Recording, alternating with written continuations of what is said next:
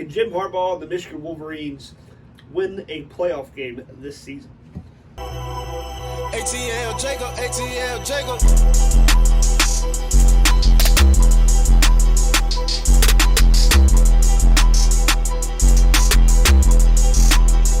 Welcome to the Cut to the Chase Sports Podcast.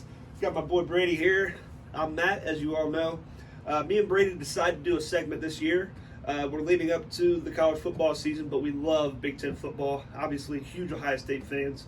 Okay, we wanted to really get into and break down and preview all the Big Ten football teams coming into this season. So today, we're going to start off with the team we hate the most, that team up north, Brady. Obviously, coming off of last year, a very successful season for Jim Harbaugh, again beating Ohio State, his second straight win. It's a killer for us Buckeye fans. I would say more of a fluke this past season than the year before. Absolutely. Brady got some little bit of flack off of that one, but it's okay. They came off a disappointing performance in the Fiesta Bowl by J.J. McCarthy, especially Brady. Yeah.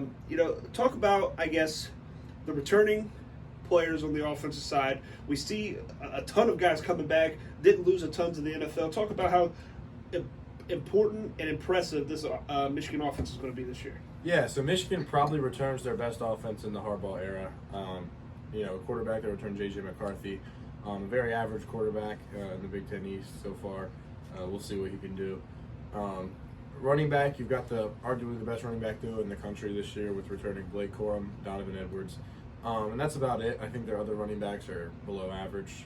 Their fans would argue otherwise, but those are the two. That is probably the best duo in the country. Wide receiver, you return your top two most explosive receivers with Cornelius Johnson, who had a big game in the game last year, with one very fluky play, the other were Cam Martinez, which is nowhere to be found, as well as young talent to rise up in that position. Tight end, Colston Loveland. You got a very good target in the passing game, not the greatest blocker, but young talent that could rise up. And then on the offensive line, that's their strongest position. You've got three returning starters, but also three guys from the transfer portal that are potential starters as well. At center, you're going to have Drake Nugent from Stanford.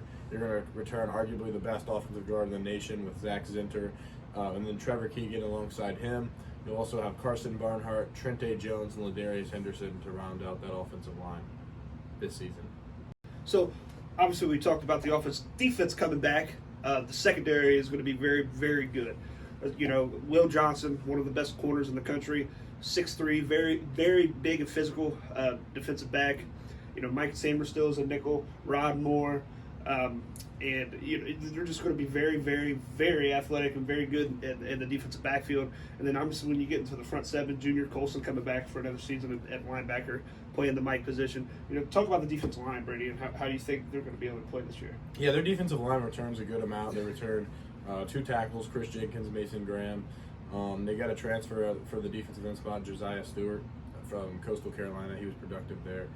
And then they also got Jalen Harrell on the other side, Braden McGregor as well. So they got a solid defensive end room. Overall, I don't think this D-line is like top 5 in the nation or anything. I think there is a little bit of hype that is unwarranted there at some points, but they definitely have a solid defensive line, but not their best unit on their defense. This defense is their best.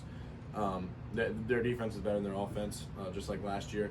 But it should be two units that are in the top 10 respectively for their groups. So I do think that this is a very deep defense this year, and they return a lot from last year. Absolutely. Let's talk about this week schedule that Michigan does have coming this year. Obviously, they have their one big road game. They're at a Happy Valley, but it's not the whiteout. You know what I mean? It's not the whiteout, so they get a huge break there. They play Sparty at home, I believe, and then they play Ohio State at home. You look at those games, non-conference schedule completely non-existent in terms of, strength of schedule.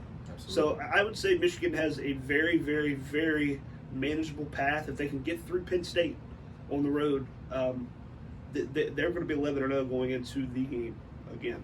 So what do you think about this, Brady? Any trap games, any games you see? No, I don't think there is a trap game on this schedule.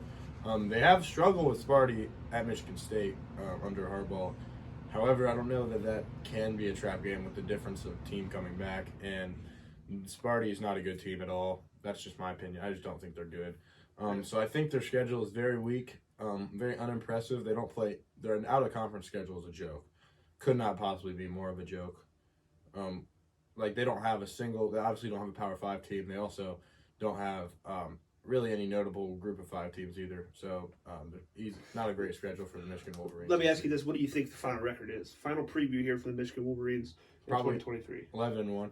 11-1. 11-1. I'm going to go 10-2. I think they lose at Penn State, and I do think Ohio State gets them in the game this season.